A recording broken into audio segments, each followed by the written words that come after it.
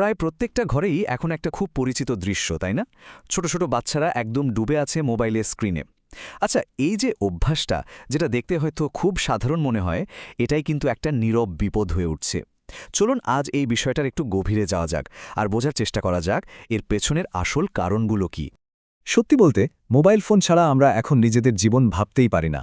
আর এই ব্যাপারটা শুধু বড়দের জন্য সত্যি তা কিন্তু নয়, ছোটদের জীবনেও এটা ঢুকে গেছে একেবারে ওতপ্রোতভাবে।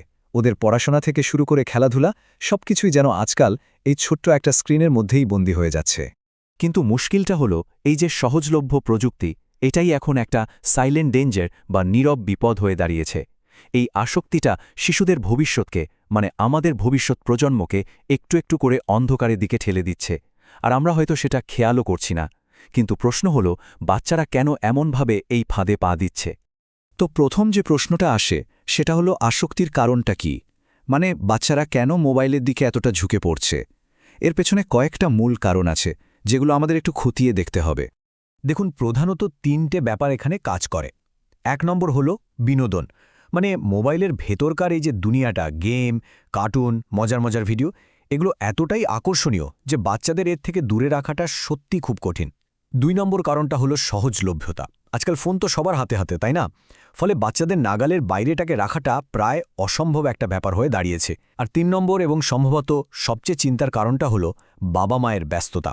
অনেক ক্ষেত্রেই দেখা যায় অভিভাবকরা বাচ্চাদের যথেষ্ট সময় দিতে পারছেন না, আর সেই একাকিত্বের শূন্যস্থানটা পূরণ করছে এই মোবাইল ফোন। এখন কথা হলো, এই আসক্তির ফলটা কি হতে পারে? এর প্রভাব কিন্তু বেশ মারাত্মক। এটা শুধু সময় নষ্ট করছে তা নয়, বরং শিশুদের শারীরিক, মানসিক, এমনকি সামাজিক স্বাস্থ্যের ওপরেও কিন্তু সাংঘাতিকভাবে প্রভাব ফেলছে। চলুন প্রথমে শারীরিক প্রভাবগুলো একটু দেখে নিই। সবার আগে যদি শারীরিক ক্ষতির দিকটা দেখি, ঘণ্টার পর ঘণ্টা স্ক্রিনের দিকে তাকিয়ে থাকার ফলে কি হচ্ছে? বাচ্চাদের কচি চোখের ওপর অনেক চাপ পড়ছে। তাদের ঘুমের একটা যে স্বাভাবিক নিয়ম থাকে সেটাও পুরোপুরি নষ্ট হয়ে যাচ্ছে, যা তাদের বেড়ে ওঠার পথে একটা বড় বাধা। আর যেটা হচ্ছে, মাঠের খেলাধুলার বদলে সারা দিন ঘরে বসে থাকার কারণে ওদের শারীরিক অ্যাক্টিভিটি, মানে নড়াচড়া, একদম শূন্যের কোঠায় নেমে আসছে।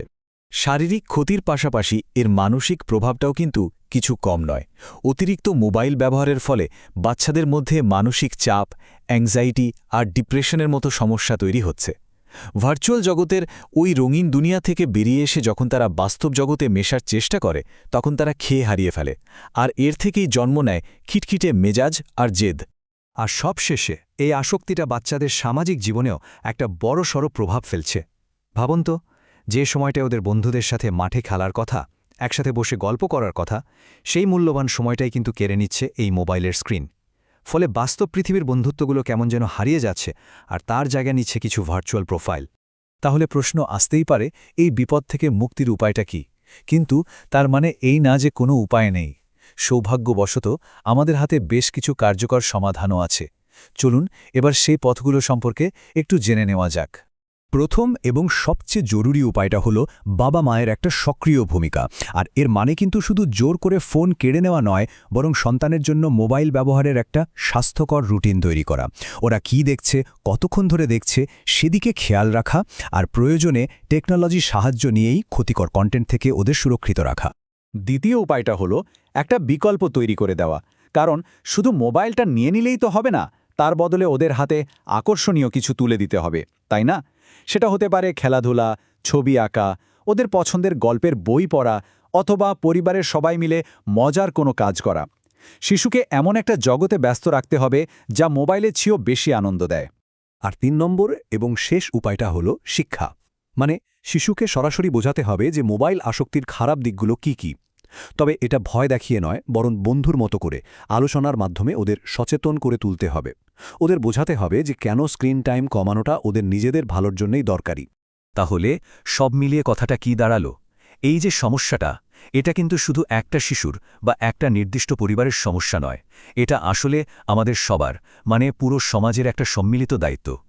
আমাদের আলোচনার মূল নির্যাসটা কিন্তু এখানে। দায়িত্বটা মূলত অভিভাবক এবং শিক্ষকদের ওপরই বর্তায়। মানে বাড়িতে বাবা মা আর স্কুলে শিক্ষকরা যদি একসাথে মিলে চেষ্টা করেন, বাচ্চাদের মোবাইল ব্যবহারটা নিয়ন্ত্রণ করেন এবং তাদের জন্য ভালো বিকল্প বিনোদনের ব্যবস্থা করেন, তাহলেই কিন্তু এই নীরব বিপদ থেকে আমাদের পরের প্রজন্মকে বাঁচানো সম্ভব। শেষ করার আগে শুধু এই একটা প্রশ্ন রেখে যেতে চাই, আমরা আমাদের শিশুদের জন্য ঠিক কেমন একটা ভবিষ্যৎ চাই? এমন একটা ভবিষ্যৎ যা কেবল মোবাইলের ওই নীল আলোর মধ্যেই সীমাবদ্ধ থাকবে, নাকি তাদের জন্য একটা সুন্দর, স্বাস্থ্যকর আর সত্যিকারের সামাজিক জীবন নিশ্চিত করতে চাই? সিদ্ধান্তটা কিন্তু আমাদেরই নিতে হবে।